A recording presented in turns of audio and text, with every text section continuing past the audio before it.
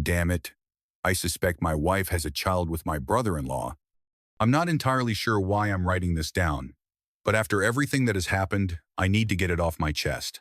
I've been drinking heavily all day, so if my thoughts seem scattered at times, please understand why. I am a 40-year-old man, and my wife is 38. From the very beginning, she was adamant that we wouldn't have children. I always wanted to be a father, but I loved her so much that I put my desires aside for our marriage. We met when I was 20 and she was 18, and by the time I was 22, we were married. Despite my love for her, there was always an underlying tension, because she came from a very privileged background. Her parents never approved of me. They always believed that she should have married someone of a higher social standing. A few months ago, my wife visited her parents, and during that visit, her father bought her a new car. I never questioned it, because her family is very wealthy, and I had trusted her completely. Over the years, she had received many gifts from her father, so I thought there was nothing unusual about this one.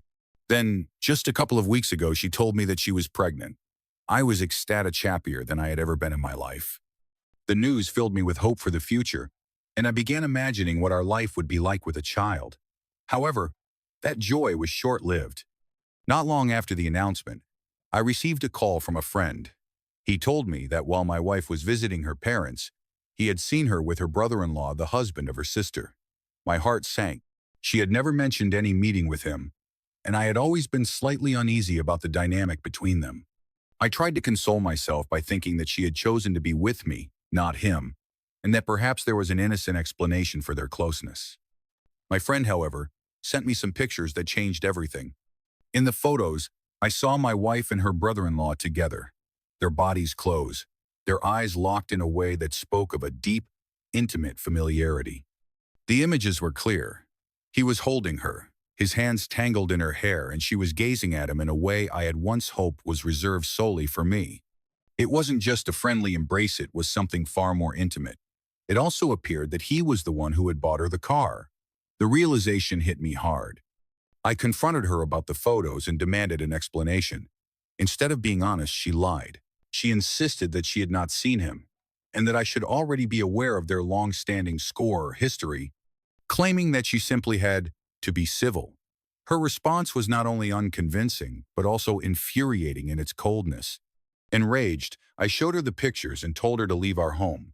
That confrontation happened about a week ago, but the shock and betrayal still haunt me. I began doing the math in my head and realized that the dates lined up too perfectly. It was entirely possible that her brother-in-law was the biological father of her baby. Today, I asked her to agree to a DNA test. Instead of understanding my need for the truth, she exploded at me. She argued that subjecting her baby to a test was unacceptable, but to me, without knowing the truth, I could never accept this child as mine. This whole ordeal has forced me to re-examine our entire marriage. I find myself questioning not only her fidelity, but also the foundation of trust we built our life upon. It makes me wonder about all the gifts she received over the years. Many of them were from her father, and how many were from another man who could buy her affection with expensive presents. I feel like I have been nothing more than a convenience to her, a placeholder, until someone with money came along. In a moment of anger and hurt, I even sent the pictures to her sister, not out of any noble concern, but simply because I wanted her to see what was happening. I want to hurt my wife and her brother-in-law in the only way I know how right now. On Monday, I plan to speak with a lawyer to begin divorce proceedings. I'm writing this down to document my pain and confusion, though I fear my state of mind is not the best at the moment. I know the decisions I make in anger might haunt me later, but I can't stand this betrayal any longer. I loved her deeply, but now I'm left questioning everything. Our past, our present, and the future I had once dreamed of building with her. Thank you for reading my story. I hope that by putting these thoughts into words, I can begin to heal and eventually find the strength to move on from this shattered relationship. Update. I've not spoken to my wife for almost 10 days. Despite her sending several messages and leaving numerous voicemails, I have chosen not to reply. I made it clear from the start that I would only communicate with her if she agreed to a DNA test. This decision has created a significant silence between us, leaving both our lives in a state of uncertainty. Over the Christmas holidays, I spent the time with a close friend who offered me some much-needed advice about my future. He listened carefully as I expressed my frustrations and the turmoil I felt about my current situation. His words struck a chord, and I began to think seriously about turning my life around. I recalled the days of my early 20s when I used to row and box regularly. Those activities brought me joy and kept me grounded.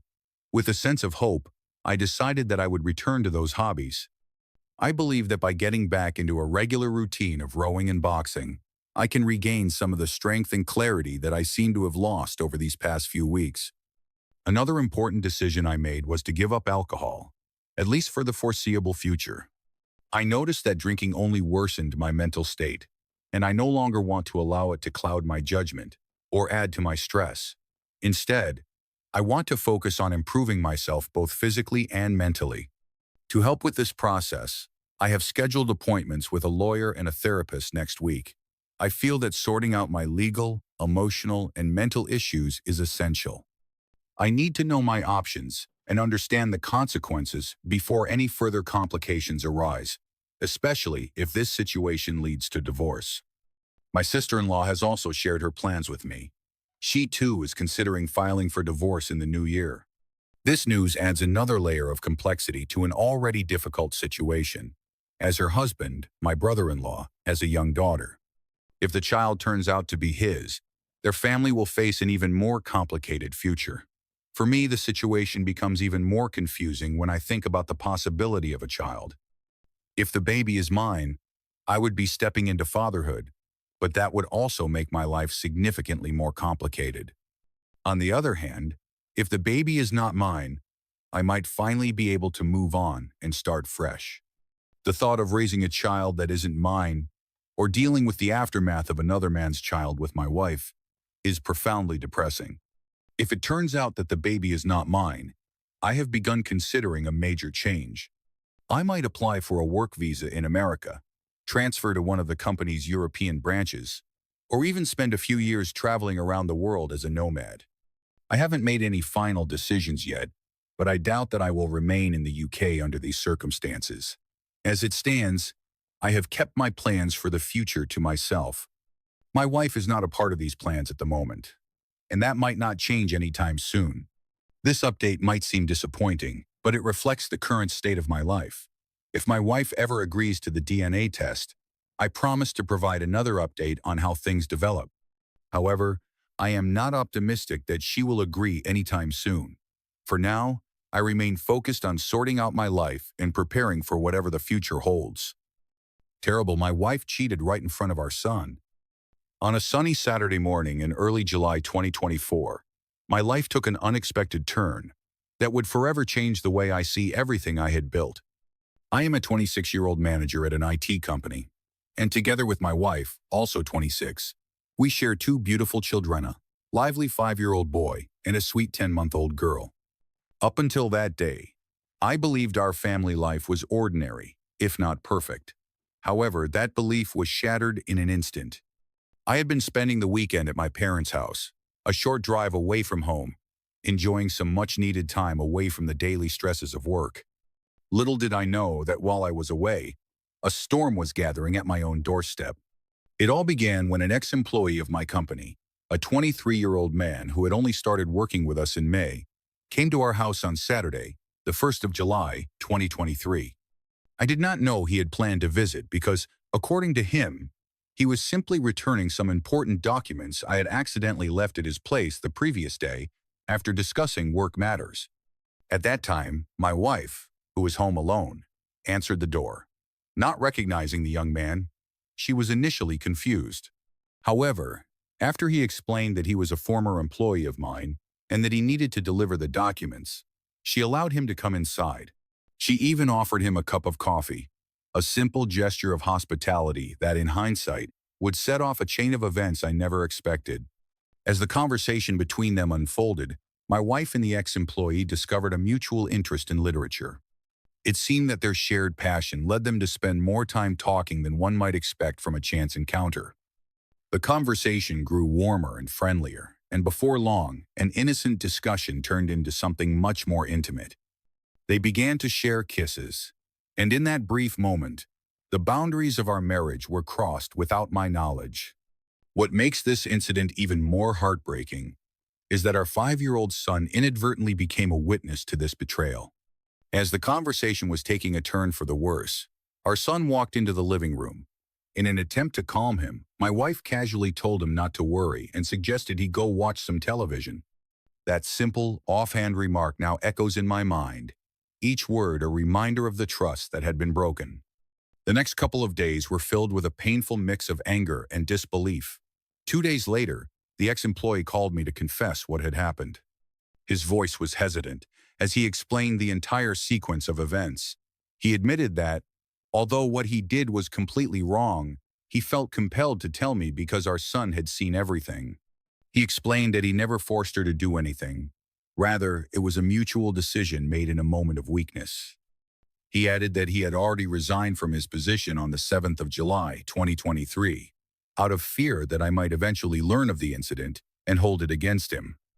At first, I did not want to believe what I was hearing. I found it impossible to imagine that my wife, who I thought loved and respected our family, could do something so reckless. In my anger, I demanded to know if it was true, and my wife eventually broke down and admitted to the affair. As she confessed, she also revealed that she had not even known of the young man's existence until that fateful day. The weight of her betrayal and the realization that our innocent child had witnessed her mistake pushed me into a state of shock and despair. As the days passed, the reality of the situation became more apparent. I realized that there was no coming back from this betrayal. I made the painful decision that divorce was inevitable. But beyond the personal hurt, I also faced practical concerns. I had worked hard to build a life for my family, and I was determined not to lose everything I had earned, especially our home. Like many others in similar situations, I feared that the divorce might leave me with little more than weekend visits with my children, while my wife would gain full control of our assets. Now, I am faced with the daunting task of navigating a divorce that not only affects my heart, but also my future and the future of my children. I worry about the legal battles over custody and finances. I have seen too many cases where the wrong decisions led to one parent losing the house and seeing the children only on weekends. My goal is to ensure that I do not end up in a similar situation. I want to have an equal, if not greater, presence in my children's lives, and to secure our home so that it remains a stable foundation for them. As I reflect on the events of that July day, I am struck by the suddenness with which life can change. What began as an ordinary Saturday turned into a series of decisions that have now set the course for the rest of my life. I know that the road ahead will be difficult, with many legal and emotional hurdles to overcome. However, I am resolved to fight for what is right for me and my children. I want to make sure that our future is not defined by betrayal or loss, but by strength and resilience that comes from facing hard truths head-on. This story, although deeply personal and painful, serves as a reminder that sometimes the people we trust the most can hurt us in the most unexpected ways. Yet, in the face of such challenges, I am determined to rebuild my life with integrity, ensuring that my children never have to witness such betrayal again.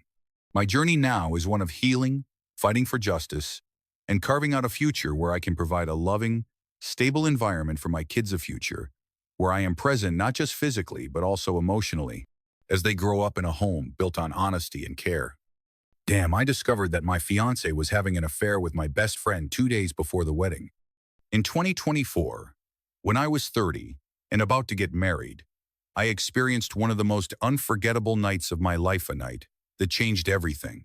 This is the story of what happened just 2 days before my wedding, when I discovered that my fiancée Barb was cheating on me with my good friend, Ricky. Barb and I met in college and dated for 3 years before getting engaged. We even had a wedding date booked for our 4th year together. Neither of our families were rich, and since Barb was in grad school, the financial responsibility of our wedding fell solely on me. I paid $20,000 for the venue, a sum that had to be handed over 4 days before the wedding and was clearly non-refundable. Despite our future looking bright on paper with over 120 guests confirmed, many of them traveling from out of state, suits and dresses already fitted and paid for, and every detail in place, we had our typical mid-20s relationship issues. We fought over petty things, struggled with poor communication, and often drank too much on weekends. But for the most part, we were happy together, planning for life after college and dreaming of a perfect future. The night of the fateful event was a Friday, just a few weeks after we had moved into our new apartment. I decided to invite about a dozen friends over to our place for a pre-game, before heading out to some local bars. Among the group was Ricky, a friend I'd known since kindergarten. Over the years, Barb and I had grown close with Ricky. He was one of her favorite people among my friends, which made it seem like everything was normal that evening. We started our night at a local hookah lounge that allowed us to bring our own alcohol. By the time we left, we had downed a fifth of Jameson and a 30-pack of Yuang Ling, leaving everyone feeling buzzed and carefree. From there, we spent the next 3 hours hopping between 2 or 3 bars. As the night went on, our lively group turned into a noisy, drunken crowd that had little to lose and everything to laugh about. When the bars finally closed, most of our friends went home, leaving just me, Barb, Ricky, and a couple who decided to return to our apartment for a final drink. After about 20 minutes, the couple left, and I found myself alone with Barb and Ricky. Earlier in the night, at the hookah lounge, I had noticed something odd. Barb kept checking her phone more than usual, and each time she locked her screen, Ricky would glance at it right away. At the time, I brushed it off, thinking nothing of it after all. It was just a busy night, and I was just a couple of days away from marrying her. Back at the apartment, I realized that all the booze had been consumed. I wasn't very drunk yet, so I decided to head out to get some more drinks from a local store that stayed open until 3 a.m. Barb and Ricky, on the other hand, were already quite tanked. I figured that stepping out for about 20 minutes wouldn't cause any problems. While I was in my car, preparing to leave the apartment complex, an uneasy feeling settled in my stomach. Something didn't feel right, and I suddenly became very anxious. I called my best friend and asked him to come over to join me on the beer run, and he agreed without hesitation. Once we picked up a few 6-packs of Bud Heavies, we made our way back to the apartment. When we arrived, we walked up to the sliding glass door that led into the living room. The door opened easily, and we stepped inside only to be met with a sight that I will never forget. There, in our living room with the sectional couch just to the right, was Barb. She was completely topless, and she was on top of Ricky. The two of them were in a compromising position, clearly and unmistakably engaged in an act that went far beyond a friendly kiss. They were so lost in their drunken state that neither of them even seemed to notice that my friend and I were standing just 10 feet away, witnessing every moment of their shameless behavior. For about 7 to 10 seconds, I stood frozen, trying to process what I was seeing. Then, the shock and betrayal overwhelmed me. I lost control of my emotions, and in a fit of rage, I dropped the beer I was carrying and lunged forward. I grabbed Barb, pulling her away from Ricky, and then I unleashed 2 hard right hooks on Ricky's face. I was bigger, stronger, and fueled by the betrayal, standing 6 feet tall and weighing 220 pounds, with years of playing hockey behind me. In contrast, Ricky was only 5'6", around 140 pounds, and known more for his running than for his strength. Ricky, stunned by the force of my blows, went limp on the couch. He even started snoring almost immediately after taking the hits, as if his body shut down in disbelief. I continued to fume, my mind racing with a mix of anger, hurt, and disbelief at what had just unfolded in my own living room. As the initial shock began to wear off, I realized I needed help to handle the situation. Without a second thought, I picked up the phone and started calling Barb's parents about 10 times in rapid succession. They eventually answered, and I demanded that they come over immediately to pick up their daughter. They lived only 5 minutes away, so it wasn't long before they arrived. When they got here, I didn't hold back my fury. I shouted at Barb, accusing her of making the most unforgivable, disgusting choice of her life. Barb's parents rushed in, angry and confused. They were screaming at her, trying to defend her, asking why I couldn't just forgive her, or if it wasn't too late to cancel the wedding. Meanwhile, Ricky, still on the couch, was starting to come to, and his face was visibly swollen the right side like a grapefruit, with his left eye shut tight from the blows. I wasn't done yet.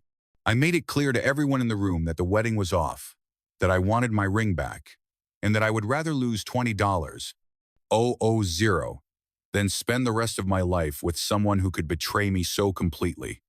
In the midst of all the chaos, I had to deal with the fact that Ricky was too drunk to drive home safely. So I called his brother, who was about 20 minutes away, and waited for him to pick Ricky up. During those tense minutes, I continued to voice my anger not just at Barb and Ricky, but even at her parents for not understanding the gravity of what had happened. I laid into everyone with words that poured out with an intensity I didn't know I possessed. Strangely, despite the chaos, I managed to keep my thoughts somewhat clear, explaining exactly why I felt betrayed and why there was no future for any of us. When Ricky's brother finally arrived and Barb's parents took her away, the apartment fell into a heavy silence. I had said everything I needed to say. Every objection, every plea for forgiveness was systematically shut down. In that moment, as surreal as it was painful, I felt an odd sense of relief mixed with devastation. I knew that the path ahead would be hard, but I couldn't live a lie any longer. The weeks and months that followed were incredibly challenging. 2 months after that night, the pharmaceutical company where I worked decided to lay off my entire division. I ended up with thousands of dollars in credit card debt from the wedding expenses and was haunted by unemployment for 5 long months. The emotional toll was heavy. I was diagnosed with major depression, and it felt like life had completely turned against me. Looking back, I can say that those years were some of the darkest of my life.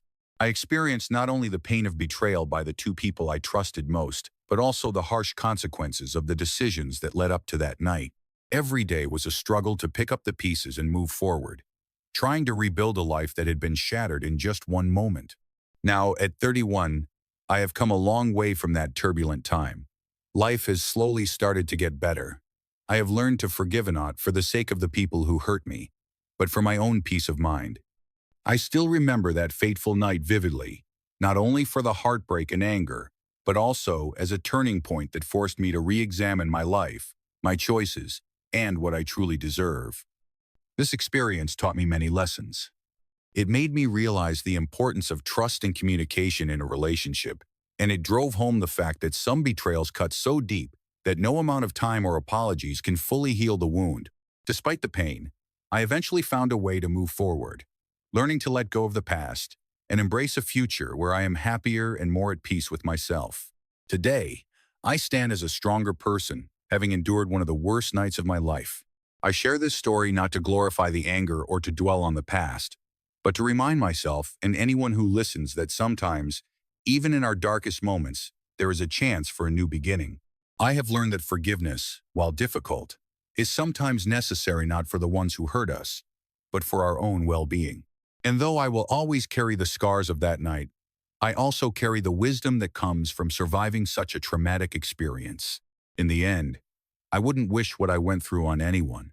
It was a night filled with heartbreak, betrayal, and violencia night that dismantled the plans for a wedding I had dreamt of for years. But that night also marked the beginning of a journey toward healing. I hope that by sharing my story, others who have faced similar betrayals can find strength in knowing they are not alone, and that it is possible to emerge from the depths of despair stronger and wiser than before. This is my story, one of love, betrayal, and the hard road to recovery. Though the memories still sting, I now see them as part of my past that has helped shape the person I am today. And even now, as I move forward with my life, I am grateful for the lessons learned on that unforgettable night.